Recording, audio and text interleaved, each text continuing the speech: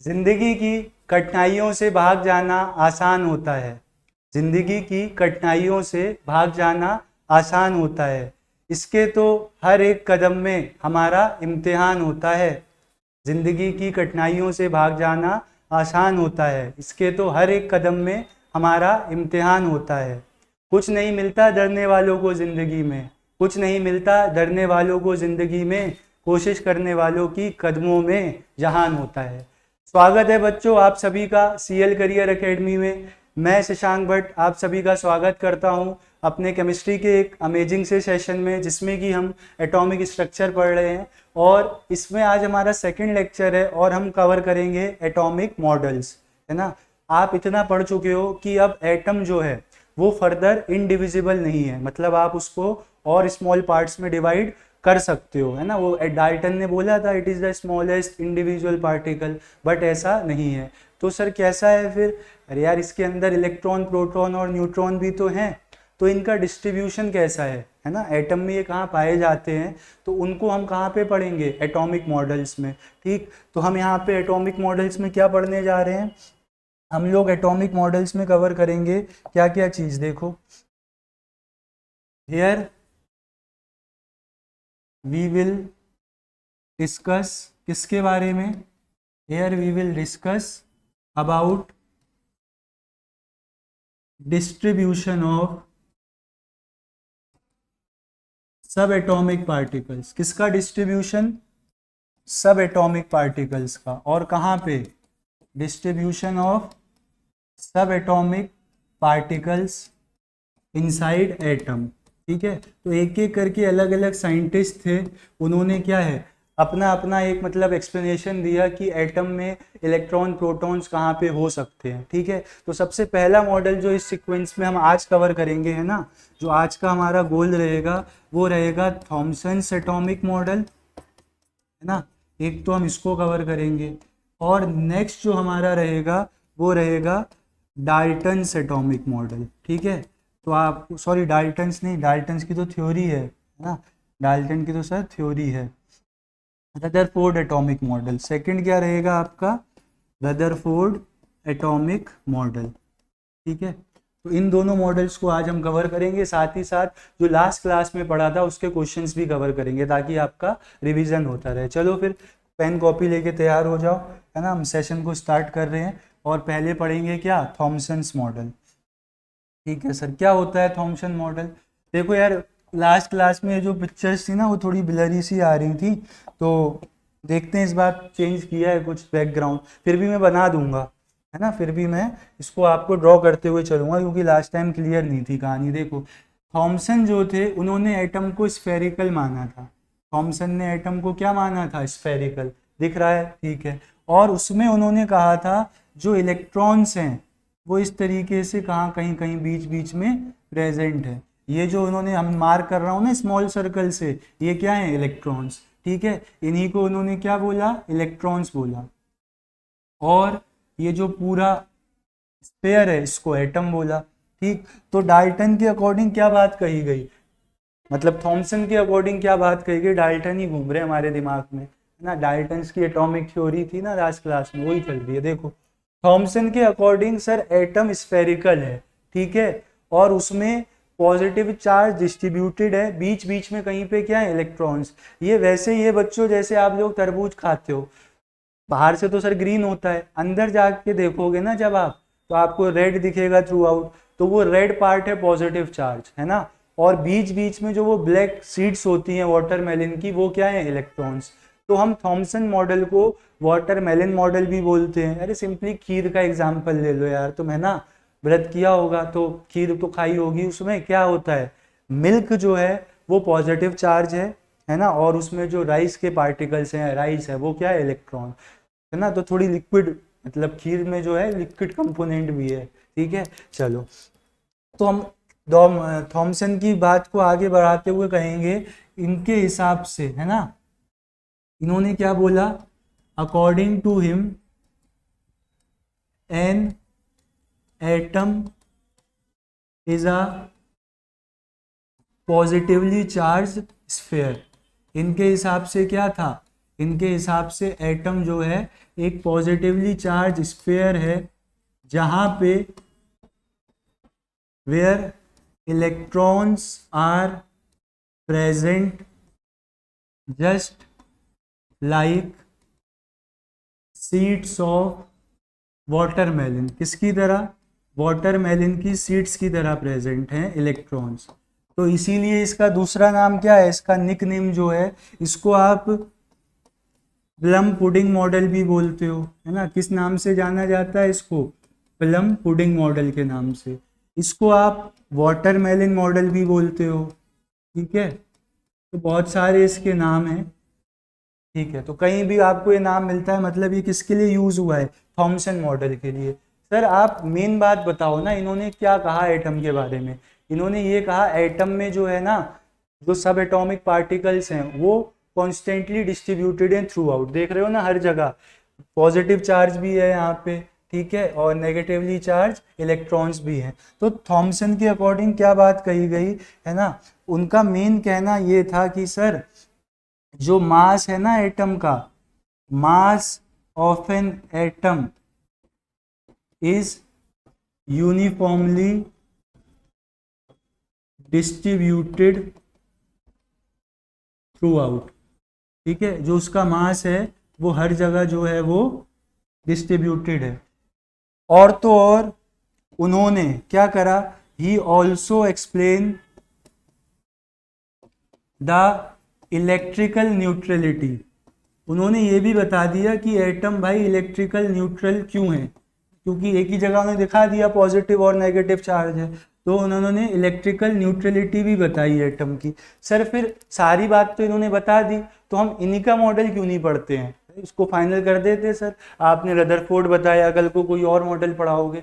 तो ऐसा नहीं है, इनकी कुछ लिमिटेशंस भी थी, है ना। इनके एटॉमिक मॉडल की क्या थी, कुछ लिमिटेशंस भी थी। अब वो लिमिटेशंस क्या थी वो मैं आपको बताने जा रहा हूँ, ठीक। तो वो ये नहीं बता पाए कि एग्जैक्टली मतलब, है ना, इलेक्ट्रॉन्स का मोशन कैसे हो रहा है, बहुत सारी बातें वो नहीं बता पाए, स्टेबिलिटी के बारे में नहीं बता पाए, ठीक। तो अगर मैं लिमिटेशन लिख दूं यहाँ पे, तो लिमिटेशन क्या हो जाएगी, देखो लिमिटेशन दिखाएं आपको, देखो, he was unable to explain the stability of atom. Atom stable क्यों है वो नहीं बता पाए। इलेक्ट्रिकल न्यूट्रलिटी बता दी, ठीक है सर, है ना, ये उनकी क्या थी, लिमिटेशन थी, ठीक है। इस बात को आप ध्यान रखना, ठीक है। कलर दिख रहा होगा आपको, ठीक है। तो इनके हिसाब से एटम सर एक स्फीयर है जिसमें कि पॉजिटिव चार्ज फैला हुआ है और बीच बीच में कहीं पे नेगेटिवली चार्ज इलेक्ट्रॉन है, जैसे कि वाटरमेलन की सीड्स होती हैं। तो इसलिए इसको क्या कहा गया, वाटरमेलन मॉडल या फिर प्लम पुडिंग मॉडल। और ये भी कहा गया कि एटम का जो मास है वो हर जगह प्रेजेंट है, यूनिफॉर्मली डिस्ट्रीब्यूटेड है। साथ ही साथ उन्होंने प्लस माइनस चार्ज को साथ दिखाते हुए इलेक्ट्रिकल न्यूट्रलिटी भी बता दी, बट वो स्टेबिलिटी नहीं बता पाए कि एग्जिस्टेंस एटम का क्यों होता है। तो ये उनकी लिमिटेशन थी। देखते हैं रदरफोर्ड मॉडल को उन्होंने क्या एक्सप्लेन किया एटम के बारे में, ठीक। तो इसको हम रब कर रहे हैं, मतलब हटा रहा हूँ मैं, आप नोट कर लेना, कर लो नोट, ठीक। आगे बढ़ते हैं और हम बात करते हैं किसकी, रदरफोर्ड मॉडल की। उससे पहले रदरफोर्ड ने जब अपना मॉडल मतलब अपना स्टेटमेंट्स रखे, तो उन्होंने और क्या क्या बातें बताई। उन्होंने पहले एक एक्सपेरिमेंट किया, रदरफोर्ड ने ना एक एक्सपेरिमेंट किया, क्या, गोल्ड फॉइल एक्सपेरिमेंट या अल्फा रे एक्सपेरिमेंट भी बोलते हैं। उन्होंने एक गोल्ड फॉइल ली, मैं इसको हाईलाइट कर रहा हूँ, आपको दिख रहा है तो अच्छी बात, नहीं दिख रहा है तो हम यहाँ पे हाईलाइट कर दिए। ये थोड़ी है सर, है ना, गोल्ड फॉइल तो ये है, ये क्या है, गोल्ड फॉइल, ठीक। और यहाँ पे क्या है, यहाँ पे उन्होंने अल्फा पार्टिकल्स जहाँ से निकलते उसका क्या रखा, सोर्स रखा है कि भाई यहाँ से क्या निकल रहे होंगे, यहाँ से निकल रहे होंगे अल्फा पार्टिकल्स, ठीक है। और यहाँ क्या रख रखा है, यहाँ पे एक लेड की प्लेट लगा रखी है, या ये कह लो आप स्लिट, इसको स्लिट भी कह सकते हो। स्लिट का काम क्या होता है, स्लिट का काम होता है सर, जो इधर उधर मोनोक्रोमेटिक लाइट जा रही है ना उसको एक उसमें इंसिडेंट करवा दे एक डायरेक्शन में। और यहाँ पे क्या लगा रखी है, ये लगा रखी है फोटोग्राफिक प्लेट। ये क्या लगा रखी है, फोटोग्राफिक प्लेट लगा रखी है। लिख दे यहाँ पे, ये तो गोल्ड फॉइल है, अगर लिखा हुआ है तो बहुत अच्छी बात, नहीं तो मैं दोबारा लिख रहा हूँ। ये क्या है, गोल्ड फॉइल, और ये क्या है आपकी, ये है फोटोग्राफिक प्लेट। क्यों लगाई सर, अभी बताते हैं यार। प्लेट हमने कल भी तो लगाई थी, जिंक सल्फाइड की स्क्रीन लगाई थी पीछे, है ना। ये क्या है, ये सोर्स है अल्फा पार्टिकल्स का। ये क्या है, सोर्स ऑफ अल्फा पार्टिकल। चलो मैंने सारी चीज़ों को लेबल कर दिया। अब आप देखो, अल्फा रे स्कैटरिंग एक्सपेरिमेंट क्या था सर, नाम में लिखा हुआ है सर, अल्फा रे स्कैटरिंग एक्सपेरिमेंट। हाँ, इन्होंने एक ऐसा कोई सोर्स लिया जिससे क्या निकल रही थी, अल्फा रेस। अब सर अल्फा रेस होती क्या है, देखो अल्फा रेस होता है हीलियम, ठीक है, 2He4 है ना, तो इस हीलियम के पार्टिकल को ही अल्फा रे बोला जाता है, He2+ को, ठीक है। जब ये गोल्ड फॉइल पे टकराई तो होना क्या चाहिए था, थॉमसन ने कहा था ना एटम का मास यूनिफॉर्मली डिस्ट्रीब्यूटेड है, तो उस हिसाब से तो सर होना ये चाहिए था कि गोल्ड की फॉइल पे, क्योंकि गोल्ड का भी तो अपना क्या है, गोल्ड का भी अपना एक एटम है, तो गोल्ड की फॉइल पे ये होना चाहिए था सर कि कहीं भी अगर गोल्ड फॉइल पे अल्फा पार्टिकल टकराएं तो उनमें हल्का सा डेविएशन आ जाए। यार बॉल फेंकते हो तुम दीवार की तरफ, है ना, तो बॉल दीवार से लगने के बाद इधर उधर चली जाती है ना वापस, मतलब बहुत कम चांसेस है वापस तुम्हारे पास आए, अगर बिल्कुल सही जगह इंसिडेंट हुआ है ना, तभी होगा, वरना उसका डायरेक्शन चेंज हो जाएगा। तो वही बात यहाँ पे होनी चाहिए थी, बट ऐसा हुआ नहीं। और रदरफोर्ड ने ये ऑब्जर्व किया ना सर कि जो रेज आ रही थी उनमें से बहुत सारी रेस तो स्ट्रेट पास हो गई, बहुत सारी रेस क्या हो गई, स्ट्रेट पास हो गई। कुछ रेस डिफ्लेक्टेड हुई स्मॉल एंगल से, है ना, और कुछ रेस जो थी 20,000 में कोई एक बाउंस बैक हो गई, 20,000 में कोई एक रे क्या हो गई, बाउंस बैक हो गई। तो क्या क्या ऑब्जर्व किया रदरफोर्ड ने, देखो आप, रदरफोर्ड की मैं आपको ऑब्जर्वेशन बताने जा रहा हूँ, ध्यान से सुनना आप। सर रदरफोर्ड एक्सपेरिमेंट से जो ऑब्जर्वेशंस आई वो हमें एक बार बता दो, फिर हम कॉन्क्लूजन्स पे चलेंगे। तो क्या क्या ऑब्जर्वेशन थी, देखो ये ऑब्जर्वेशन थी सर कि most of the rays, most of the alpha rays were passed undeflected. ये कैसे पास्ड हुई, अनडिफ्लेक्टेड, कहाँ से, गोल्ड फॉइल से, ठीक है। Most of the alpha rays were passed undeflected to gold foil, तो वो गोल्ड फॉइल से जो थी अनडिफ्लेक्टेड पास हुई। देन उसके बाद क्या हुआ सर, यार बताया ना बहुत सारी रेज अनडिफ्लेक्टेड रही, ठीक है। Some of the rays got deflected, some of the rays got deflected by small angle, है ना, कुछ रेज जो थी वो स्मॉल एंगल से क्या हुई, डिफ्लेक्ट। तो सेकंड ऑब्जर्वेशन उनकी ये थी। और जो थर्ड ऑब्जर्वेशन थी ना, थर्ड ऑब्जर्वेशन ये थी कि आउट ऑफ 20,000 अल्फा रे, 20,000 में से कोई एक, है ना, ओनली वन बाउंस्ड बैक, मतलब जिस रास्ते से वो गई थी उसी रास्ते पे क्या आ गई वापस, 20,000 में कोई एक, मतलब कहीं पे ये है ना थोड़ा सा मतलब हार्ड पार्ट है एटम का, ठीक है। तो ये तो उनकी ऑब्जर्वेशन थी। तो यहाँ से रदरफोर्ड ने कंक्लूजन क्या क्या निकाले होंगे, अगर यहाँ से मैं आपसे कंक्लूजन्स की बात करूँ ना, तो यहाँ से कंक्लूजन्स क्या निकले होंगे, ये बताओ आप मुझे, क्या क्या कंक्लूजन निकले होंगे यहाँ से। रदरफोर्ड ने जो जो ऑब्जर्वेशन करी उससे क्या क्या कंक्लूजन निकले होंगे, उससे ये कंक्लूजन निकला सर, जो है ना एटम में बहुत सारा पार्ट तो क्या है, खाली है। यार बॉल फेंकी तुमने, है ना, पार दूसरी साइड चले गई, मतलब बीच में कुछ नहीं है, खाली ऐसे बॉल फेंकोगे, दूसरी तरफ तुम्हारा दूसरा दोस्त खड़ा है ना, और बॉल वहां चली गई, मतलब क्या है, बीच में एम्प्टी स्पेस है ना। तो यहां से हम ये कंक्लूड कर सकते हैं कि sir most of the atom is empty. यहां से आप ये कंक्लूड कर सकते हो कि एटम का बहुत सारा पार्ट क्या है, एम्प्टी है। और क्या बता सकते हैं सर, और ये बता सकते हैं यार बॉल फेंकी डेविएट हो गई, मतलब वहां पे क्या है, कोई सॉलिड मास है ना, तो कुछ ही रेज हुई थी ऐसे, तो इसलिए हम ये बोल सकते हैं कि ठीक है, most of the mass of an atom is concentrated in a small part, जिसको आप क्या बोलते हो, जिसको आप न्यूक्लियस बोलते हो। इन्होंने ही मतलब न्यूक्लियस की डिस्कवरी करी थी, है ना। तो न्यूक्लियस की डिस्कवरी का क्रेडिट किसे जाता है, रदरफोर्ड को। इन्होंने ही बताया कि जिस तरीके से जो कुछ रेज हैं वो डिफ्लेक्ट हो रही हैं 20,000 में, कोई एक वापस आ रही है, इसका मतलब वहां पे कोई सॉलिड मास रखा हुआ है, ठीक है। तो सारा का सारा मास छोटी सी जगह पे रखा है, जिन्होंने उन्हें क्या बोल दिया, न्यूक्लियस बोला।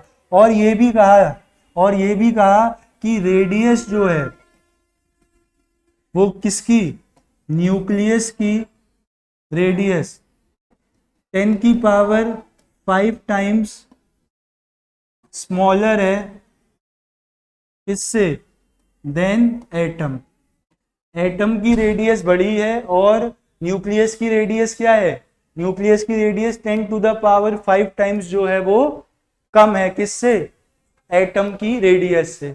तो आपको रदरफोर्ड का एक्सपेरिमेंट समझ आया। अभी मैंने इनके मॉडल की बात नहीं करी है ना, अभी मैंने मॉडल नहीं बताया इनका, ठीक है। मॉडल भी बताएंगे। जैसे यार इलेक्ट्रॉन्स जो है, अगर रिपल्शन हुआ है ना, अल्फा रे आ रही है, पॉजिटिव रे, और वो कहीं की तरफ भटक गई अपना रास्ता, तो उसे वहां क्या लिखा होगा, नेगेटिव। मतलब इलेक्ट्रॉन ना सर एटम के कहीं इधर उधर हैं। जैसे 3 ऑब्जर्वेशन थी, बहुत सारी रेज अनडिफ्लेक्टेड पास हो गई, मतलब क्या है, वहां पे एम्प्टी स्पेस है। 20,000 में कोई एक वापस आ गई, इसका क्या मतलब है, इसका मतलब ये है सर कि सारा का सारा मास एटम का छोटी सी जगह पे रखा हुआ है। देन उसके बाद थर्ड ऑब्जर्वेशन क्या थी, ये था कि सर कुछ रेज डिफ्लेक्टेड हो गई।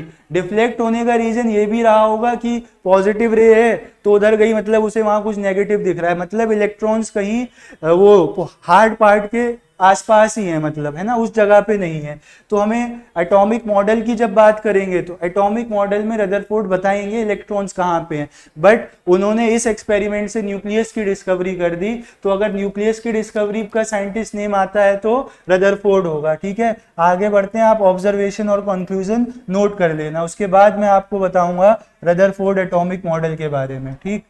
चलो, तो अब हम बात किसकी कर रहे हैं, रदरफोर्ड एटॉमिक मॉडल की, ठीक है।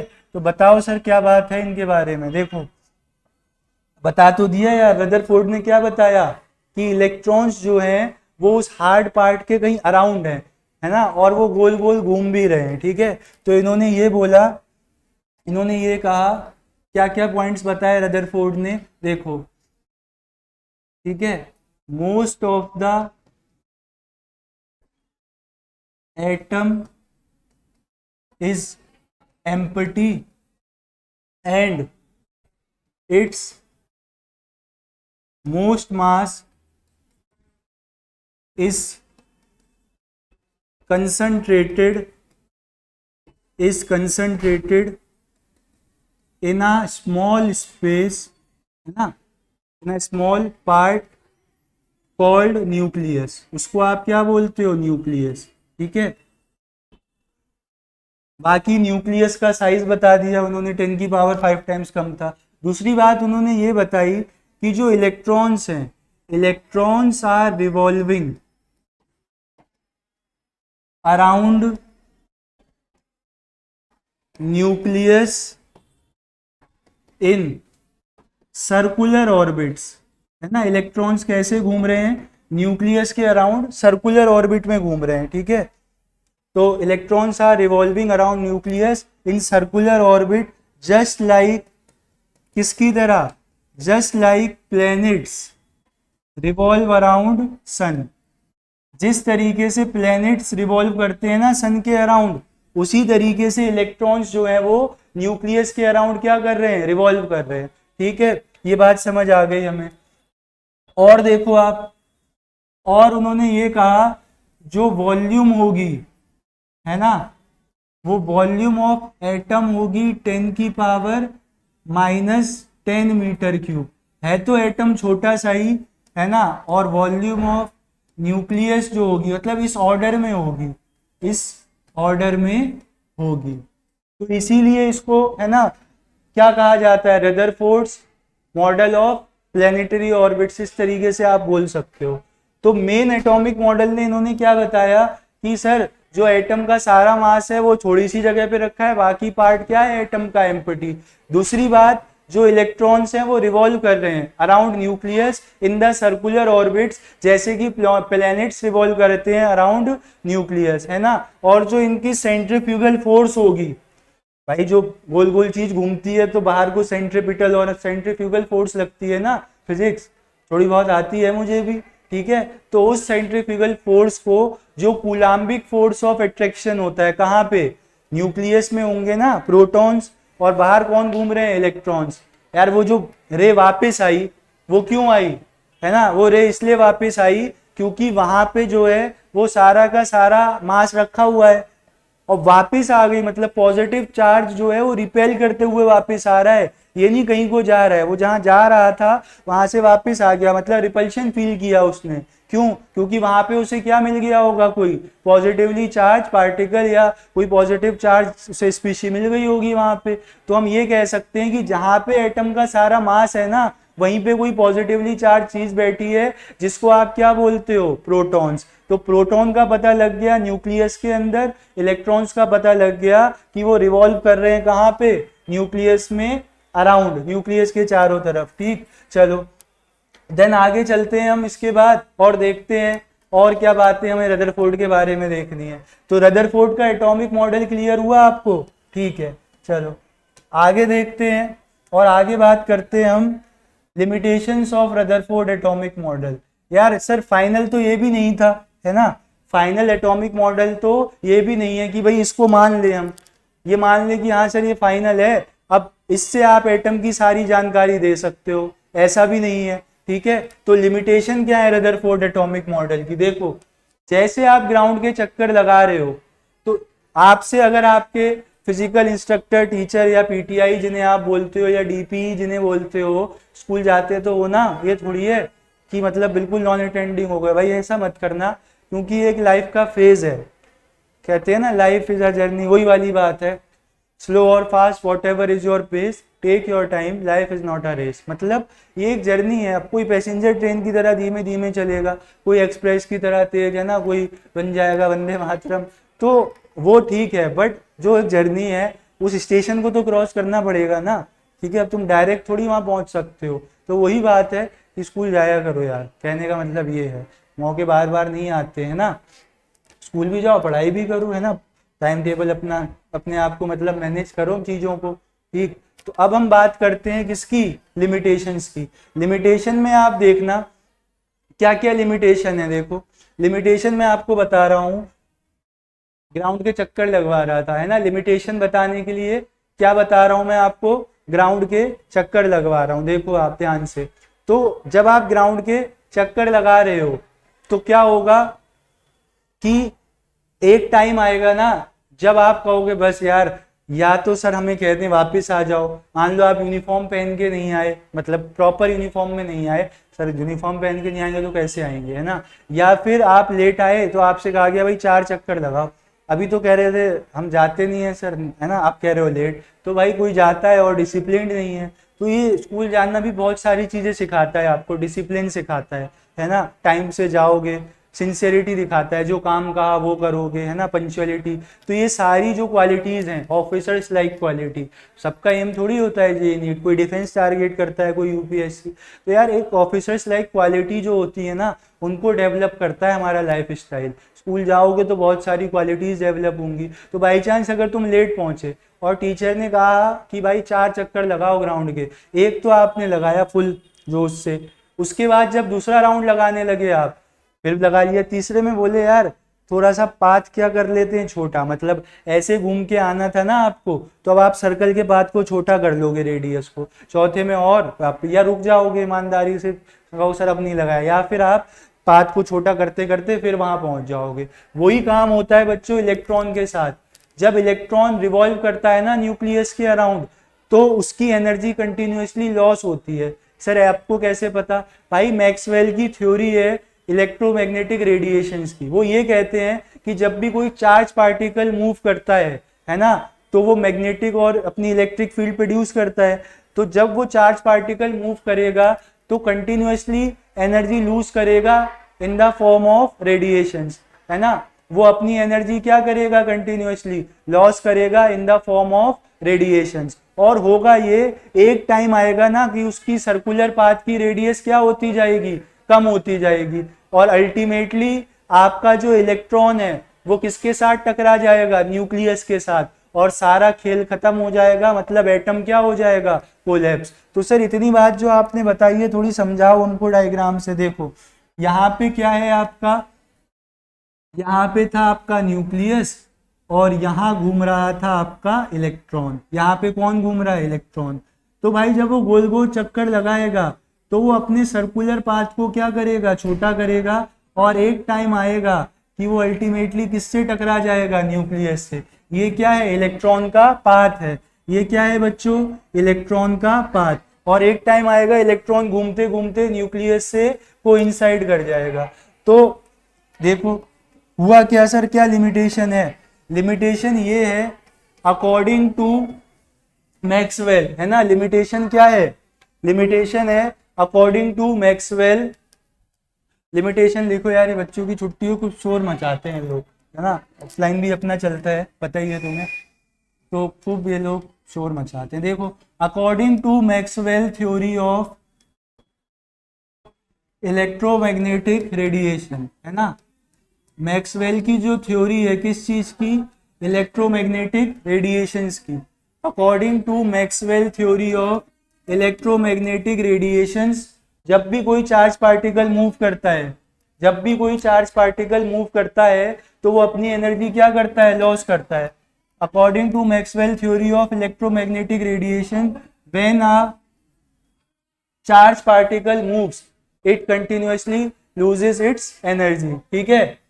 When a charge particle moves, अब थोड़ी शांति मिलेगी आपको, मतलब मुझे ये बहुत बसड़ मचा देते हैं लोग। When a charge particle moves it continuously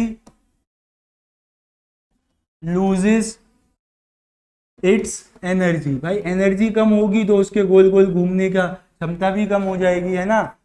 तो आप देखो फिर उन्होंने क्या कहा, उन्होंने कहा सिमिलरली इलेक्ट्रॉन कैसा है, नेगेटिवली चार्ज पार्टिकल है ना, electron being a charge particle will emit radiations. Electron क्या करेगा, रेडिएशंस एमिट करेगा, and will lose energy, energy को क्या करेगा, लूज करेगा, due to which its radius of circular path, जिस सर्कुलर पाथ में ये घूम रहा है उसकी रेडियस क्या हो जाएगी, डिक्रीज होती जाएगी, कीप्स ऑन डिक्रीजिंग। और अल्टीमेटली होगा क्या, एंड अल्टीमेटली वो कोलाइड कर जाएगा किसके साथ, एटम, है ना, न्यूक्लियस के साथ, and ultimately it will collide with nucleus, so atom will collapse. लो भाई आप तो एटम की स्टेबिलिटी बताने चले थे सर, क्योंकि थॉमसन ने एटम की स्टेबिलिटी नहीं बताई थी, और यहाँ आप कह रहे हो कि इलेक्ट्रॉन चक्कर लगाते लगाते न्यूक्लियस से टकरा जाएगा और काम तमाम हो जाएगा। तो बात तो ये भी नहीं बता पाए, हाँ, बट कुछ हद तक इन्होंने ये तो बता दिया कि इलेक्ट्रॉन्स घूमते हैं न्यूक्लियस के चारों तरफ, है ना। उस बात को आगे फिर बोहर ने पुट फॉरवर्ड किया और बोहर्स ने अपना एटॉमिक मॉडल अलग दिया, बट यहाँ की लिमिटेशन तो आपको समझ आ गई ना। देखो ठीक है, कोई भी चीज़ ऐसी नहीं है जो मैं पहले से लिख के लाया हुआ हूँ, तुम्हारे सामने लिख रहा हूँ, इसलिए तुम्हें भी साथ साथ लिखना है और नोट्स बनाने। ये नहीं होना चाहिए यार कि है ना हम बुक में लिखा हुआ है तो मैं भी यहाँ ला सकता था, मेरा काम आसान हो जाता, ठीक है।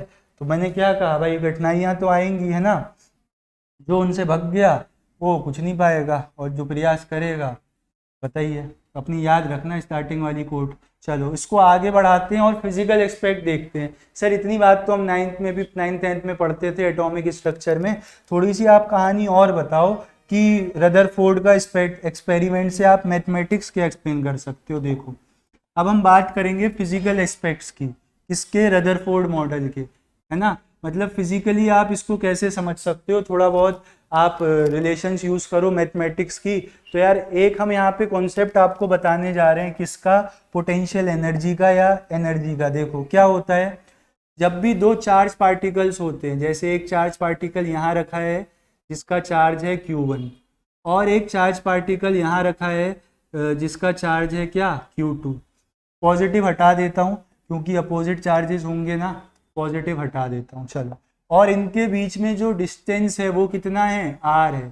तो एक इलेक्ट्रोस्टैटिक फोर्स या कूलाम फोर्स नाम की चीज होती है जिसका फॉर्मूला होता है, देखो यहाँ पे क्या होगा, यहाँ पे होगा इलेक्ट्रोस्टैटिक फोर्स। इलेक्ट्रोस्टैटिक फोर्स का अपना कुछ फॉर्मूला होता है, वो क्या होता है, के तो बच्चों कांस्टेंट होता है, चार्जेस का प्रोडक्ट अपॉन आर स्क्वायर। और आर यहाँ पे क्या है, आर यहाँ पे है आपका distance between charges, Q1 Q2 क्या है, चार्जेस है, ठीक है, इलेक्ट्रोस्टैटिक फोर्स है। अब सर वर्क क्या होता है, वर्क वर्क होता है sir force into displacement. Suppose करो चार्ज ने आर यूनिट की डिस्प्लेसमेंट करी, ठीक है, और फोर्स कितना लग रहा है, फोर्स कितना लग रहा है, के Q1 Q2 upon r square. Force कितना लग रहा है, के Q1 Q2 upon r square, और डिस्प्लेसमेंट कितना हुआ, आर। तो यहाँ से हमें वर्क होता हुआ कितना दिखेगा, के Q1 Q2 अपॉन आर। और भाई काम करने की हमारी क्षमता को ही तो एनर्जी बोला जाता है। एनर्जी इज द एबिलिटी या फिर capacity of a body to do work.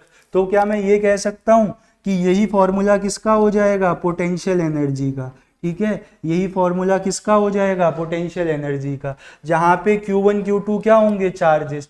अब सर इसको आप रिलेट करो किससे, इसको आप रिलेट करो ना रदरफोर्ड के अल्फा रे स्कैटरिंग एक्सपेरिमेंट से। इसको आप किससे रिलेट करो, रदरफोर्ड के अल्फा रे स्कैटरिंग एक्सपेरिमेंट से। वहां पे Q1 मतलब चार्ज पार्टिकल्स क्या थे, एक तो आपने कहा सर हीलियम का पार्टिकल आ रहा था He2+, और दूसरा क्या था, दूसरा वहां पे क्या थे यार, गोल्ड फॉइल रही होगी ना, ठीक है। तो उस तरीके से तो चार्ज कितना होगा उस पे, वहां पे चार्ज कितना होगा, देखो Z क्या होता है, एटॉमिक नंबर, और जितने एटॉमिक नंबर होता है उतने ही क्या होते हैं, नंबर ऑफ प्रोटॉन्स होते हैं। तो हम चार्ज कैसे निकालेंगे, देखो यहाँ पे अगर मुझे बात करनी है Q1 की, Q1 क्या है, Q1 है चार्ज ऑन पार्टिकल 1। ये कितना होगा, पहले पार्टिकल पे चार्ज कितना होगा, अगर इस पार्टिकल का एटॉमिक नंबर बच्चों Z1 हुआ तो इसका चार्ज हो जाएगा Z1e, है ना, क्यों, क्योंकि Z1 नंबर ऑफ इसके पास क्या होंगे, प्रोटॉन्स, और एक प्रोटॉन का चार्ज E। उसी तरीके से अगर Q2 की बात करूं जो कि है चार्ज ऑन पार्टिकल 2, वो कितना हो जाएगा, अगर पार्टिकल 2 का एटॉमिक नंबर Z2 है तो इस पे चार्ज कितना हो जाएगा, इस पे चार्ज हो जाएगा Z2e, ठीक है, वो डिनोमिनेटर नहीं है, मैं उसको बता रहा हूँ, इसका एटॉमिक नंबर ये है, ठीक। अब आप आगे बढ़ो और इसको यहाँ पुट करो तो पोटेंशियल एनर्जी क्या हो जाएगी, के Z1e Z2e अपॉन में R, और सॉल्व करोगे तो क्या आ जाएगा, के Z1 Z2 square upon R आ जाएगा। देखो पोटेंशियल एनर्जी का फॉर्मूला समझ आया, आ गया सर। सर कब होता है पोटेंशियल एनर्जी का कॉन्सेप्ट, तो भाई जब भी कहीं पे अगर कोई बात नहीं होनी है, मतलब कोई काम नहीं होना है फिर भी वो हो रहा है, तो वहां पे किसका कॉन्सेप्ट आएगा, पोटेंशियल एनर्जी का, ठीक है। तो मैं इसको हिंदी में ही लिखवा दे रहा हूं, अगर जो चीज कैसे लिखेंगे, अर्चित जी वाला है ना, जो चीज पॉसिबल नहीं थी, पॉसिबल कह लो या ये कह लो जो चीज नहीं होनी चाहिए थी, है ना, ये कह लो क्या है, जो चीज नहीं होनी चाहिए थी, ठीक है। इसको हम रब कर देते हैं, ये यहां लिख दो, जो चीज नहीं होनी, थोड़ी सी हिंदी है ना, जो चीज नहीं होनी चाहिए थी अगर वो होती है तो किस वजह से होगी, अगर वो होती है तो पोटेंशियल एनर्जी की वजह से होगी, है ना। तो वो किसकी वजह से होगी, पोटेंशियल एनर्जी की वजह से। तो वो पोटेंशियल एनर्जी की वजह से होगी, है ना। लो सर आपने हिंदी भी लिखवा दी अपने नोट्स हैं यार, जैसे बात समझ आ जाए वैसे। नोट्स में नहीं लिखना हो, कहीं ऊपर नीचे साइड में जगह होगी वहां पे लिख लेना, ठीक है।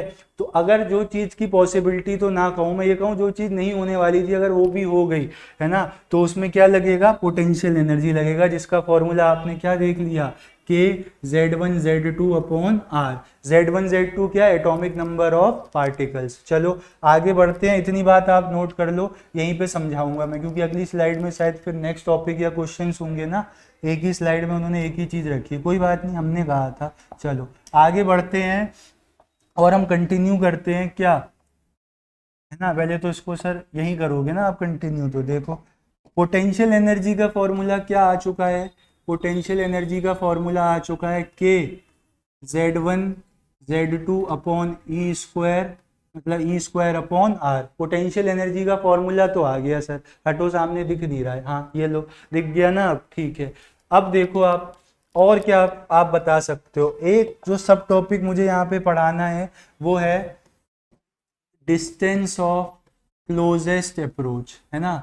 जो मुझे टॉपिक यहाँ पे आपके साथ डिस्कस करना है वो है डिस्टेंस ऑफ क्लोजेस्ट अप्रोच। क्या होता है ये, एक बहुत ही भयंकर एग्जाम्पल से समझेंगे, है ना। उसके लिए आपको स्कूल जाना पड़ेगा, मतलब स्कूल की तरफ को प्रस्थान करना पड़ेगा। देखो आप दो चार अपने दोस्त, है ना, पुरुष मंडल के जा रहे थे, उधर से महिला मंडल के सदस्य आ रहे थे, ठीक है।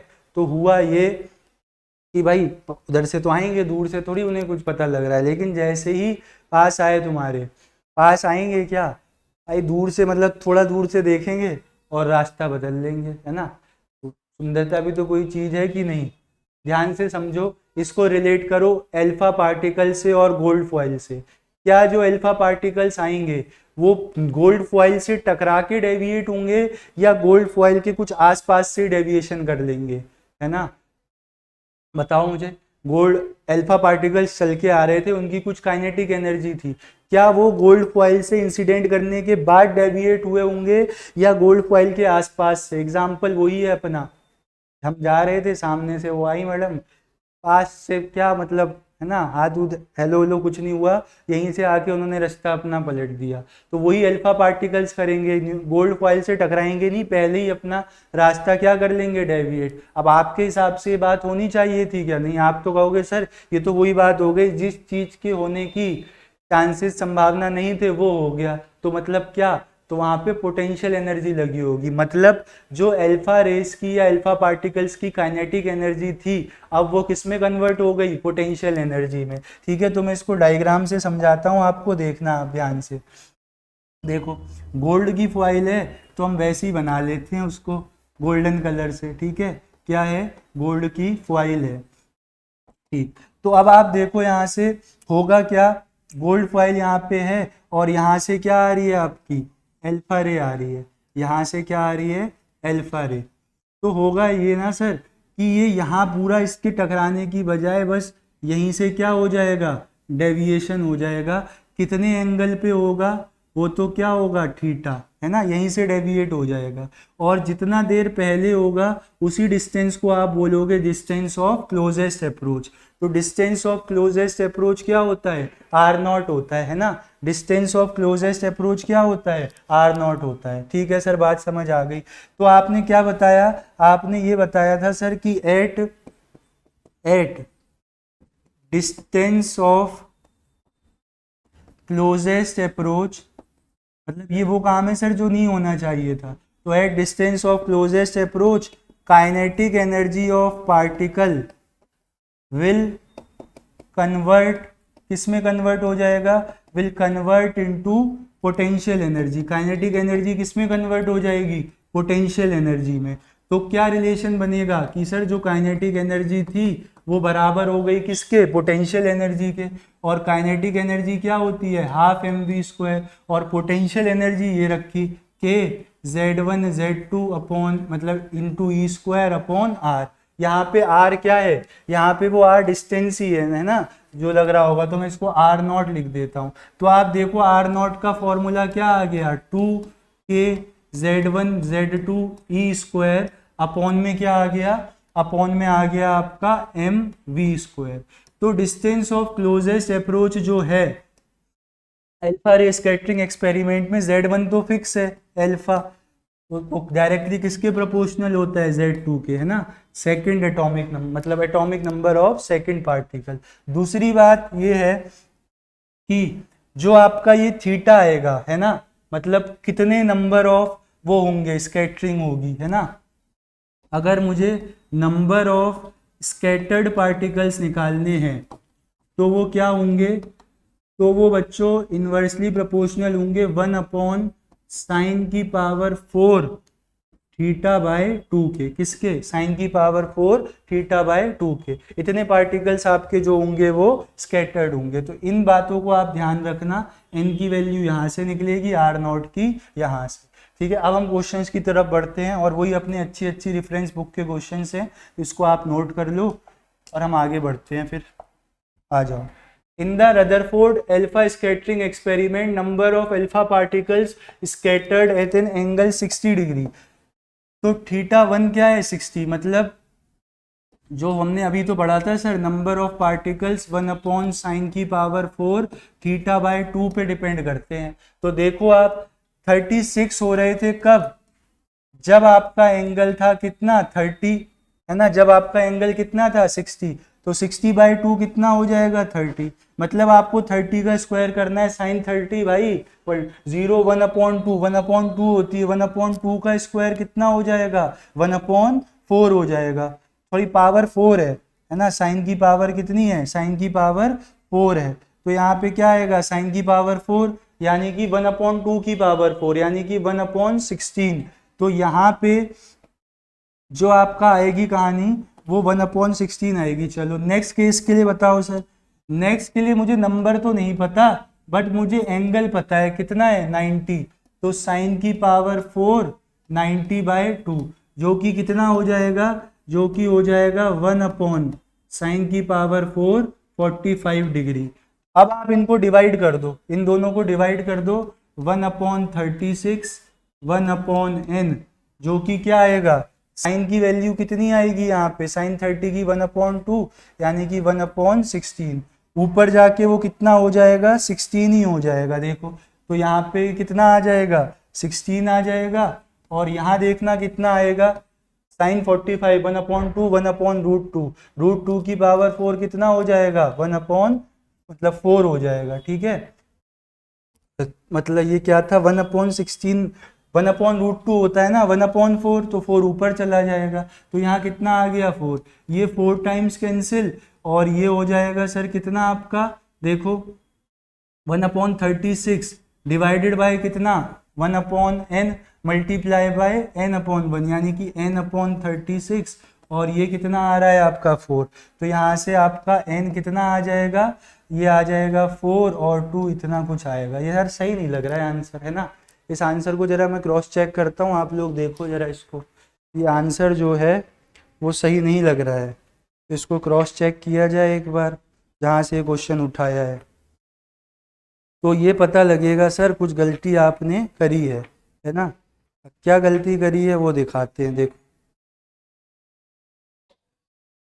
तो ये जो था कैलकुलेशन ही मिस्टेक हुई होगी कुछ, है ना, कुछ कैलकुलेशन मिस्टेक हुई है, फॉर्मूला वगैरह सब सही लगा है, तो आप देख लेना यहाँ पे क्या कैलकुलेशन मिस्टेक है। एक बार मैं क्लियर करके दोबारा लिख दूँ इसको, देखो तो क्या था, यहाँ पे था ना n 1/sin की पावर 4 θ/2 था, जल्दीबाजी में कहानी कोई नहीं, स्टेप आराम से करेंगे। 36 कब है, जब थीटा की वैल्यू कितनी है 60 है, साइन की पावर 4 60/2 कितना हो गया 30, और इसकी वैल्यू कितनी होती है 30 की 1/2, 1/2 की पावर 4 4 2 जा 8 2 जा 16, तो ये 16 कहाँ आ जाएगा, ऊपर आ जाएगा कि नहीं आ जाएगा बताओ मुझे, ठीक है, यहाँ से आएगा नहीं 16, तो ये 36 पर मिनट क्यों आ रहा है, ये भी तो उतना ही आना चाहिए था। देखो आप अगर आप डायरेक्टली पुट करते हो ये 36, ये पता नहीं आपको, है ना, और ये इक्वल टू क्या है, ये इक्वल टू है 1/sin की पावर 430, मतलब यहाँ पे क्या है 16 है, और यहाँ पे कितना आ जाएगा देखो साइन की पावर कितना 90/2 कितना हो जाएगा, 90/2 कितना हो जाएगा 45, और 45 की 1/√2 यानी कि 4। सॉल्व करना, n की वैल्यू 9 आ जाएगी, 9 पर मिनट स्कैटरिंग होगी, ठीक है। वहां मैंने n को भी 1/n लिख दिया था, n वैसे ही रहेगा, है ना, n क्या रहेगा, वैसे ही रहेगा, तो उस बात को आप ध्यान रखना, n 9 पर मिनट आएगा। चलो नेक्स्ट क्वेश्चन की तरफ चलते हैं, देखो क्या है। Alpha particles are projected towards the nucleus of following metals. Same kinetic energy के साथ है ना, सेम काइनेटिक एनर्जी के साथ। तो आप बताओ distance of closest approach minimum कहाँ पे होगा। तो अभी आपको बताया ही था, डिस्टेंस ऑफ क्लोजेस्ट अप्रोच जो है ना सर, वो है आपका R0 डायरेक्टली प्रोपोर्शनल है Z2 के। अल्फा पार्टिकल का तो फिक्स है, अब किस पे आप इंसिडेंट करवा रहे हो वो देखो, ठीक। तो सबसे कम Z जिसका, R0 सबसे कम उसका, calcium will be the right answer. चलो नेक्स्ट क्वेश्चन की तरफ बढ़ते हैं। The fraction of volume occupied by the nucleus with respect to the volume of an atom. तो मैंने आपको रेडियस बताई थी, वॉल्यूम क्या होता है 4/3 πr³ होता है, ठीक है। और उसका कितना है, मतलब अगर उसका रेडियस एटम का RA है तो न्यूक्लियस का कितना हो जाएगा, है ना। अगर ऊपर न्यूक्लियस का लिखूं तो RA/10⁵, और यहाँ क्या हो जाएगा, एटम की रेडियस का क्यूब, 4/3 πr³ होता है, ये कैंसिल हो गया।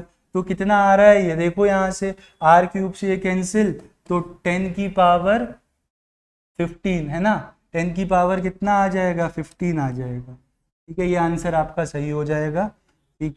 चलो नेक्स्ट क्वेश्चन देखते हैं।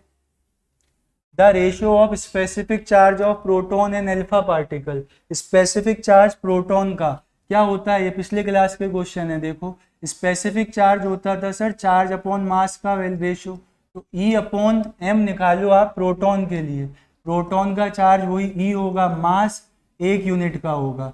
अब आप बात कर रहे हो अल्फा पार्टिकल के लिए, तो अल्फा का चार्ज है 2He4, तो 2 प्रोटॉन की वजह से चार्ज 2E, और 2 प्रोटॉन और न्यूट्रॉन की वजह से 4 यूनिट का मास। तो रेशियो क्या आ जाएगा E/m अपॉन में 2E/4m। सॉल्व करोगे तो ये आएगा 1/2, है ना। तो रेशियो क्या आ जाएगा 2:1, 2:1 will be the right answer.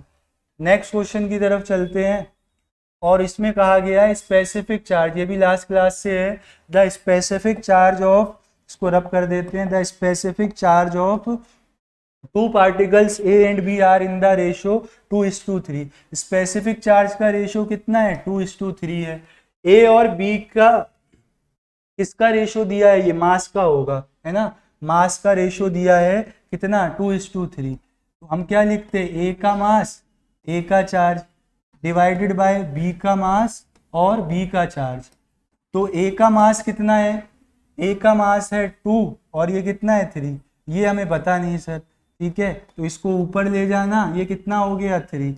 Solve करोगे तो कितना आ जाएगा, सॉल्व करो तो इसको कितना आ जाएगा, यहाँ से A और B की कहानी ये है ना, ठीक है 2:3। तो मेरे ख्याल से जब इसको आप सॉल्व करोगे तो ये आ जाएगा, पलट के भी लिखोगे तो भी आपका क्या आएगा 1/1 आ जाएगा, मतलब आंसर क्या हो जाएगा 1:1, ठीक है। देख लेना m/e था ना, ठीक है। इसका चार्जेस है 2/3 और ये ऐसे ही निकलेगा, आपका मास दे रखा है 2 और ये कितना दे रखा है मास 3 डिवाइडेड बाय mb है ना मल्टीप्लाई, ठीक है, यही आंसर होगा। चलो ठीक आंसर है बच्चों, धन्यवाद बहुत बहुत आपका अपना कीमती समय देने के लिए। मिलते हैं नेक्स्ट क्लास में और हम वेव के बारे में पढ़ेंगे, कुछ आइसोटोप्स आइसोबार भी डिस्कस करेंगे। तब तक आप लोग पढ़ाई करते रहो। Thank you very much.